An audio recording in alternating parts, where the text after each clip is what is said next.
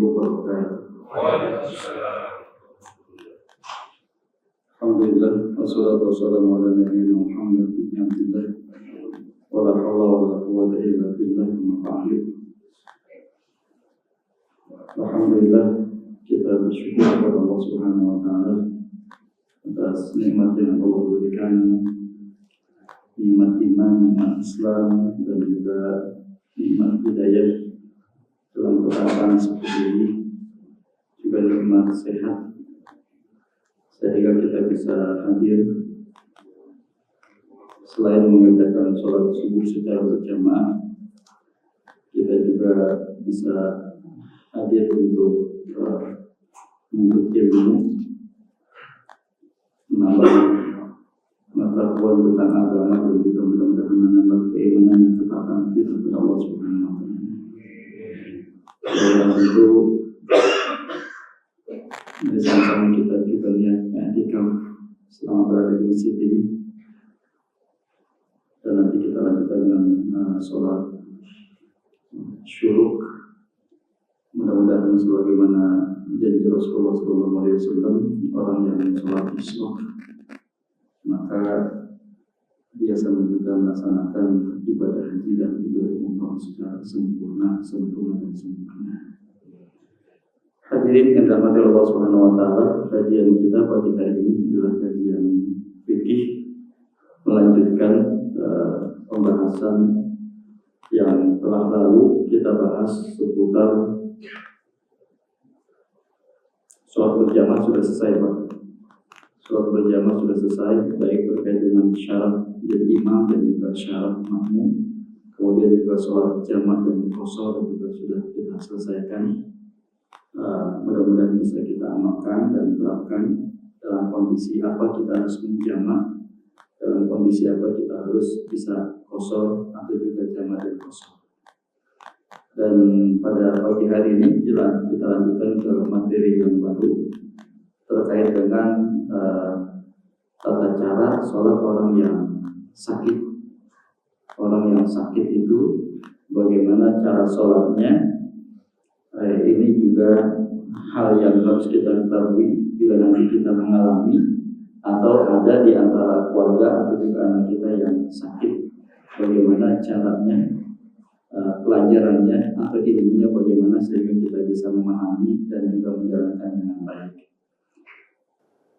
Namun sebelum ke sana, barangkali saya mohon izin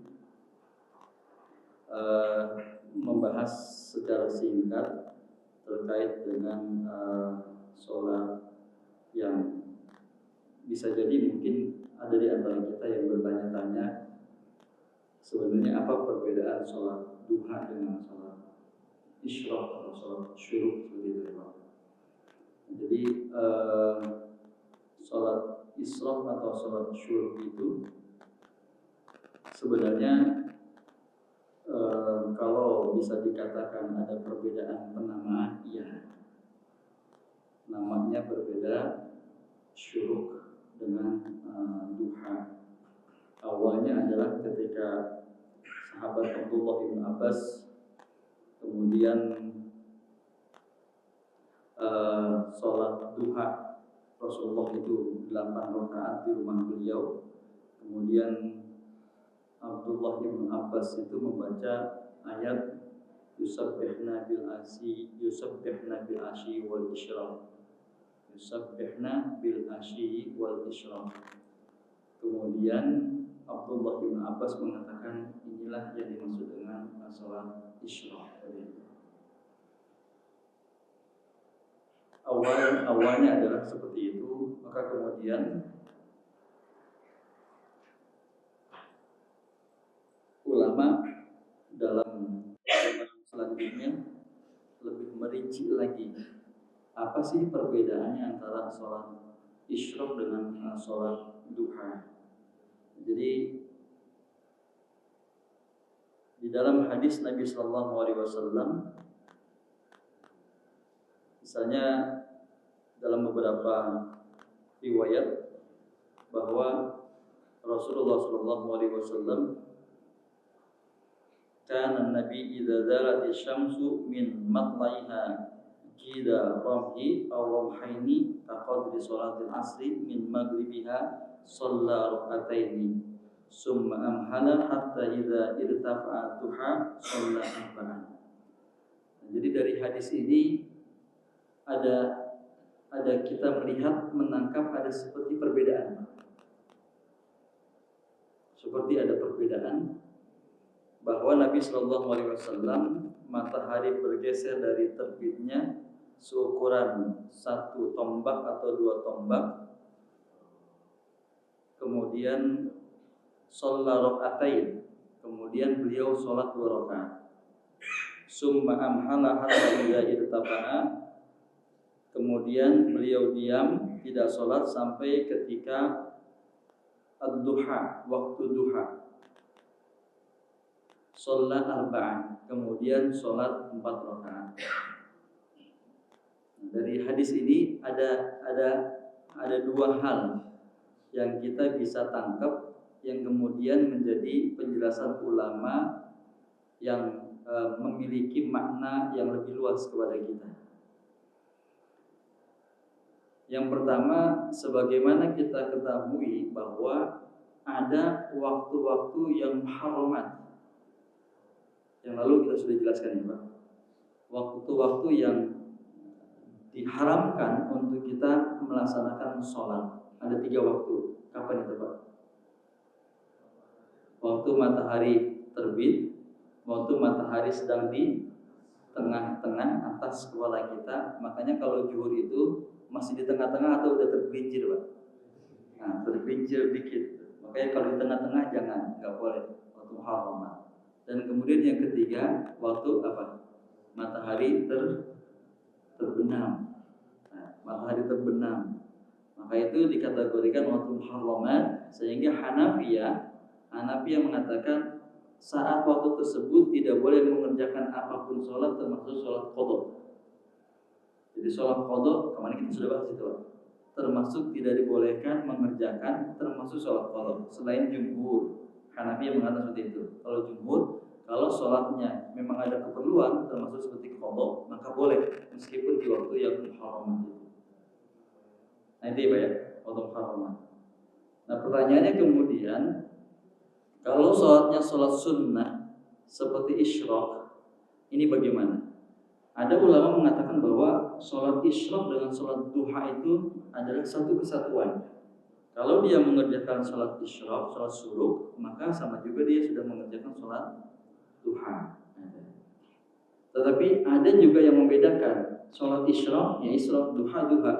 Hadisnya atau dalilnya adalah hadis Imam Tirmidzi dan Nasai ini juga. Jadi Imam Tirmidzi, Nasai, Ibnu Majah meriwayatkan hadis ini bahwa Rasulullah SAW beliau menunggu setelah sholat berjamaah itu, menunggu untuk matahari terbit dan kisaran sekitar tingginya tidak pas banget terbit, kisaran sekitar 1 tombak 10-15 menitan, maka beliau mengerjakan sholat 2 rakaat. Kalau sudah agak lamaan sedikit waktunya, jadi tidak 1 tombak lagi, sudah agak lamaan sedikit, nah beliau mengerjakan sholat, namanya sholat apa? Duha. Nah, kan dari sini ada ulama mengatakan itulah bedanya isyraq dengan duha. Itu ya Pak, terkait dengan nama dan juga jenis sholatnya. Nah, jadi ada yang menyamakan, ada yang membedakan. Nah kemudian kaitannya dengan rakaat dan juga bacaannya. Misalnya Imam Nawawi, kemudian juga ulama Syafi'iyah mengatakan bahwa sholat isyraq itu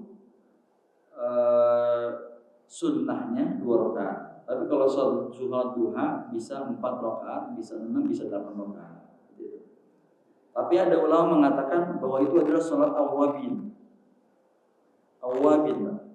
Sholat awwabin itu adalah sholat yang dikerjakan 6 rakaat. Tapi dalilnya atau hadisnya, ada sebagian ulama mengatakan hadisnya dhaif atau hadisnya lemah.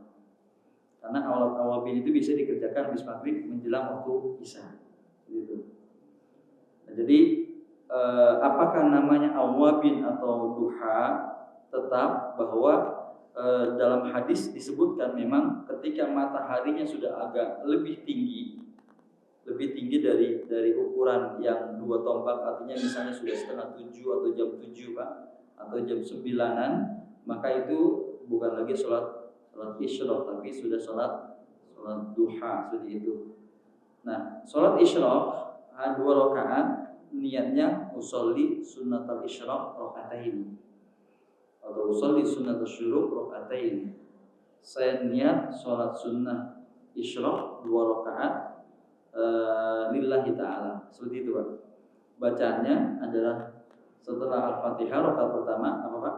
Al-Duha, kemudian rakaat kedua baca Al-Insyirah, Al-Nas, seperti itu. Nah, kemudian man shalla al-fajra fi jama'atin summa qa'ada yadhkurullaha ta'ala hatta tatlu'a asy-syamsu summa shalla rak'ataini kanat lahu ka ajri hajjatan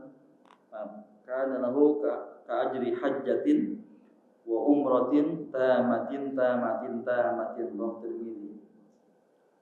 Man shalla al-fajra fi jama'atin summa qa'ada yadhkurullaha ta'ala hatta tatlu'a asy-syamsu summa shalla rak'ataini kanat lahu ka ajri hajjatin.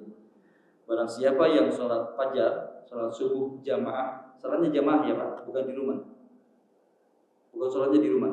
Barang siapa yang sholat subuh dalam berjamaah, summa qa'ada, kemudian dia duduk, yazkurullaha ta'ala, zikir ya Pak, ngisi dengerin pengajian zikir juga. Tapi kalau tidur nggak tahu zikir nggak ya?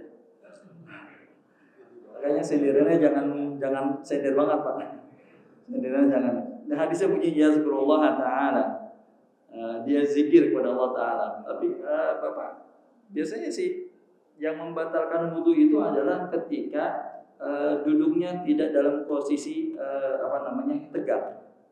Kalau posisi tegak, maka dia tidak membatalkan wudu. Yang membatalkan wudu adalah ketika posisi duduk itu ada ganjal atau ada sandaran yang kalau dia sebenarnya terangkat pinggulnya, maka batal wudunya, itu Pak ya. Nah, makanya kalau kaitannya dengan ini juga sama seperti itu. Kecuali Bapak senderan tapi Bapak sadar lah gitu kan. Sadar, dengerin gitu kan. Nah, saya tidak tahu posisi Bapak sadarnya itu apakah diamnya itu karena khusyuknya atau karena menikmati gitu kan. Menikmati habis tahajud kan. Saya mengatakan habis tahajud, bukan karena habis lihat Real Madrid tadi ya Pak. Tadinya habis lihat bola gitu. Tapi habis tahajud, mudah-mudahan tetap dalam kondisi zikir kita belajar. Apa kata Rasulullah SAW? Hatta tatwa syamsu, dia duduk zikir sampai matahari terbit. Summa shalla rak'atain, kemudian sholat 2 rakaat. Kana lahu, maka dia dia akan mendapatkan ajr, balasan dari Allah, hajjatin wa umratin tamah, haji dan umrah sempurna. Bapak jadi nggak usah ngeluarin uang 35 juta ya Pak, 35 juta kemudian ke tawaf, sa'i, atau kemudian tahallul, atau bahkan nanti wukuf di Arafah. Besok tanggal 22 April itu jamaah sudah berangkat Pak. Jadi pertama kali berangkat itu tanggal 22 April, kemudian nanti tanggal Juli itu sudah pulang. Jadi nggak usah sampai 1 bulan di Mekah, tapi Bapak diam i'tikaf di masjid habis subuh berjamaah sampai datangnya waktu terbit matahari, maka sudah seperti haji dan umrah sempurna. Jadi kalau mau setiap hari pergi haji, setiap hari sholat berjamaah dan zikir, baca Quran atau juga ikut kajian, insya Allah pahalanya sama.